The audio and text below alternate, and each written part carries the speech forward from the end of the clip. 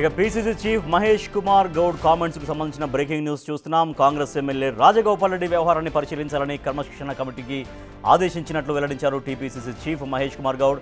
ఆయన ఏ ఉద్దేశంలో ఈ వ్యాఖ్యలు చేశారో తెలుసుకుంటామన్నారు. అన్ని అంశాలను క్రమశిక్షణ కమిటీ పరిశీలిస్తుందన్నారు TPCC chief Mahesh Goud. BC రిజర్వేషన్ల విషయంలో వెనక్కి తగ్గేది లేదు అని తేల్చి చెప్పారు ఆయన. మార్వాడీల అంశం పైన స్పందించారు పీసీసీ చీఫ్. వాళ్లు మనలో ఒకరని, వాళ్ళను వెళ్లగొట్టే హక్కు ఎవరికీ లేదన్నారు మహేష్ కుమార్ గౌడ్. రాజగోపాల్ రెడ్డి గారు మాట్లాడిందన్న ఏమైనా తప్పు ఉంటే డెఫినెట్గా క్రమశిక్షణ సంఘం దాంట్లో పరిశీలిస్తుంది. నేను కూడా వారితో మాట్లాడలేదు. ఆయన దేని విషయంలో ఏ సందర్భంలో అది మాట్లాడినారో అది క్రమశిక్షణ సంఘం పరిశీలిస్తారు.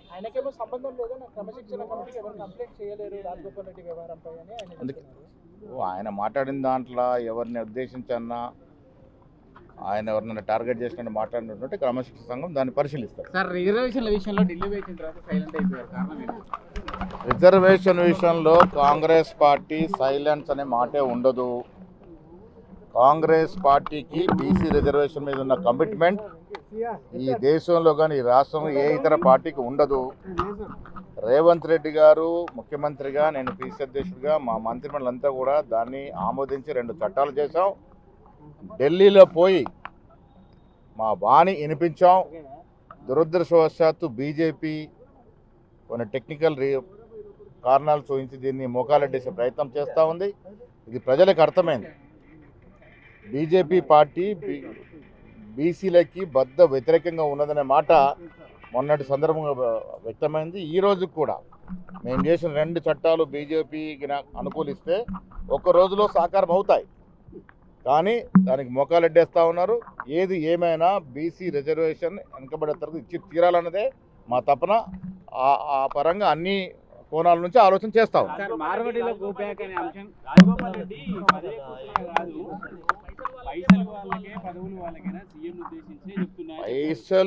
పైసలు అంటే వ్యక్తిగత డబ్బు కాదు. నిధుల విషయంలో వారు నాకు తెలిసినంత వరకు మునుగోడుకి నిధులు ఇవ్వట్లేదు.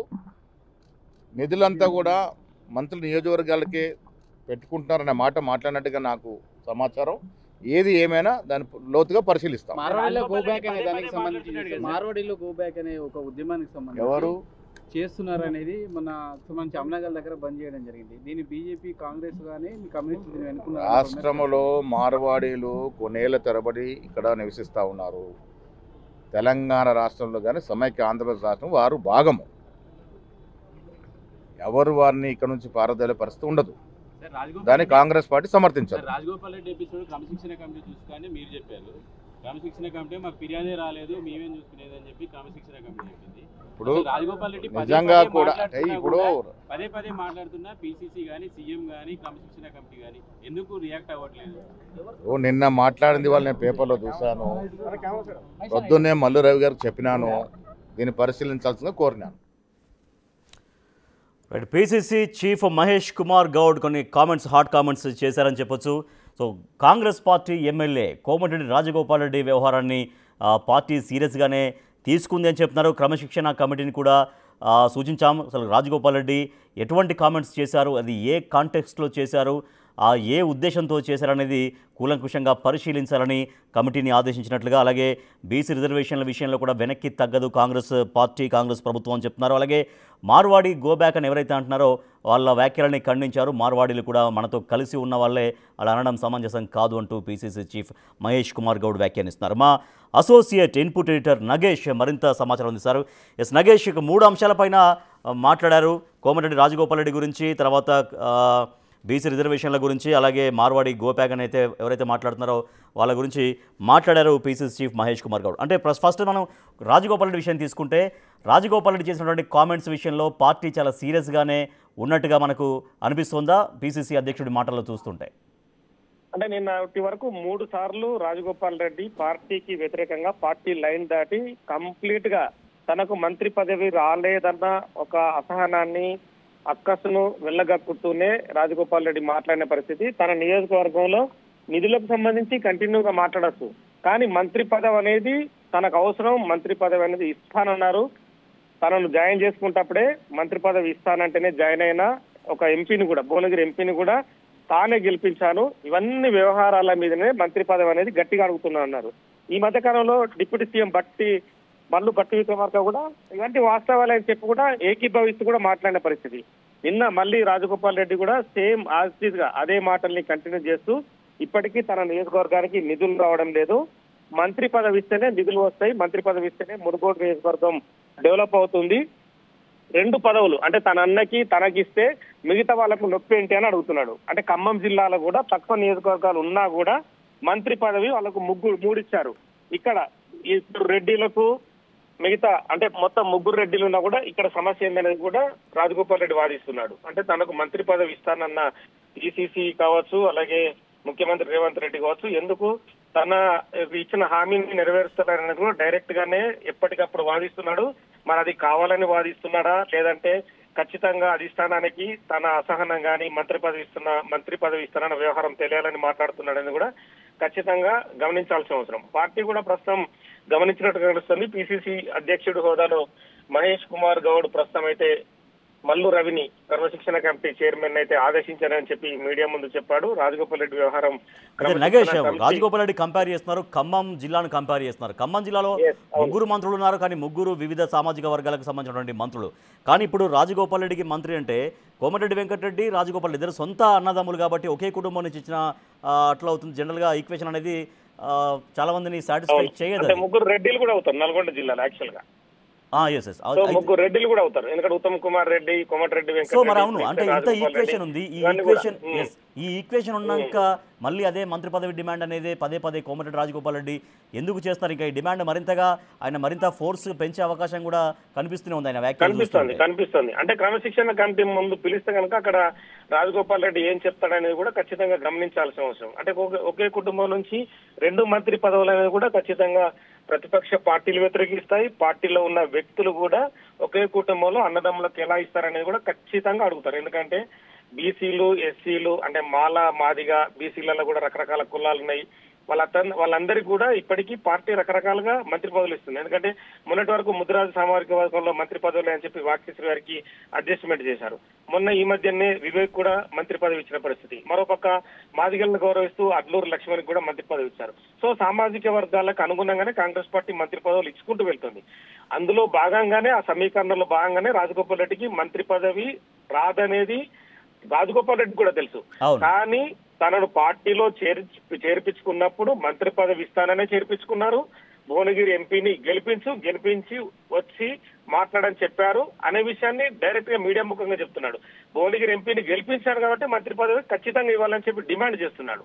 సో మరి ఈ డిమాండ్లు అనేది కాంగ్రెస్ పార్టీలో స్వేచ్ఛ ఉంటుంది, మాట్లాడే హక్కు ఉంటుంది, అన్ని రకాలుగా ఉంటుంది. కానీ పార్టీ బియాండ్ లైన్ తప్పి మాట్లాడితే ఖచ్చితంగా క్రమశిక్షణ చర్యలు తీసుకోవాల్సిందే అని చెప్పి మిగతా పార్టీ నేతలు కూడా డిమాండ్ చేస్తున్నారు. ఎందుకంటే ఈ మధ్య జరుగుతున్న కాంగ్రెస్ పార్టీలో వరంగల్లో కూడా కొండా సురేఖకు వ్యతిరేకంగా ఎమ్మెల్యేలంతా ఏకీకృతమయ్యారు. పెద్ద ఎత్తున వాళ్ళు మీడియా ముందు వచ్చి మాట్లాడారు. కొండా సురేఖ ధోరణి ఒకవైపు ఉంది, కొండా మురళి ఆధిపత్య ధోరణి ప్రదర్శిస్తున్నాడని చెప్పి వాళ్ళు డైరెక్ట్ గానే రాజేందర్ రెడ్డి కావచ్చు, మిగతా ఎమ్మెల్యేలందరూ కూడా డైరెక్ట్ గా విమర్శించారు.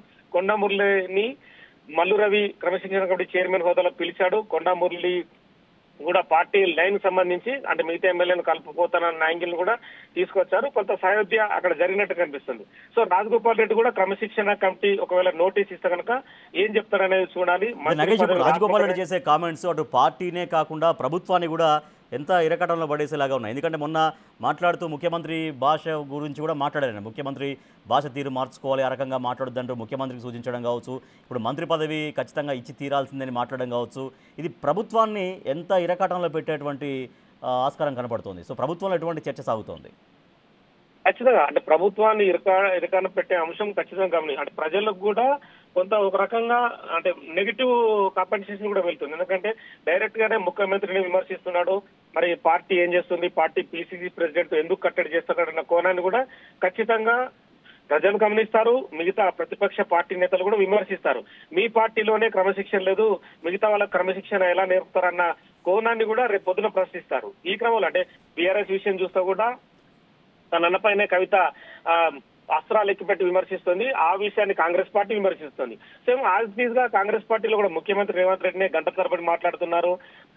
ఫస్ట్ అభివృద్ధికి సంబంధించిన అవకాశాలు చూడండి, మిగతా పార్టీలను విమర్శిస్తే ఏమొస్తుంది అన్న యాంగిల్ కూడా రాజగోపాల్ రెడ్డి తీసుకొస్తున్నాడు. ఎందుకంటే పార్టీ ప్రెసిడెంట్ గా పనిచేసి ముఖ్యమంత్రి అయిన రేవంత్ రెడ్డిని విమర్శించడం అంటే పార్టీ లైన్ దాటి మాట్లాడుతున్నట్టుగా పార్టీ గమనిస్తుంది. మరి పిసిసి అధ్యక్షుడు కూడా మొత్తం ఓవరాల్ విషయాలు గమనించినట్టు కనిపిస్తుంది. ఎందుకంటే 3 స్పీచ్లు ఈ మధ్య వారంలోనే 10 రోజుల్లోనే 3 సార్లు 3 యాంగిల్లో రకరకాలుగా రాజగోపాల్ రెడ్డి మాట్లాడే పరిస్థితి. హైదరాబాద్ లో కూడా సేమ్ యాజ్ గా మరి ఈ విషయాన్ని క్రమశిక్షణ కమిటీ ముందు ఉంచితే ఆ నోటీస్ కి ఏం సమాధానం ఇస్తాడో, మరి పార్టీలో క్రమశిక్షణ ఉండి పార్టీ కార్యకర్తగా ముందుకెళ్తాడా, రాజగోపాల్ రెడ్డి వ్యవహారం ఏంటి, లేదంటే పరిపాలన సాగుతున్న క్రమంలో అడ్జస్ట్మెంట్ లో భాగంగా తదుపరి మంత్రి పదవి ఇస్తామని చెప్పి కాంగ్రెస్ పార్టీ హామీ ఇస్తుందా?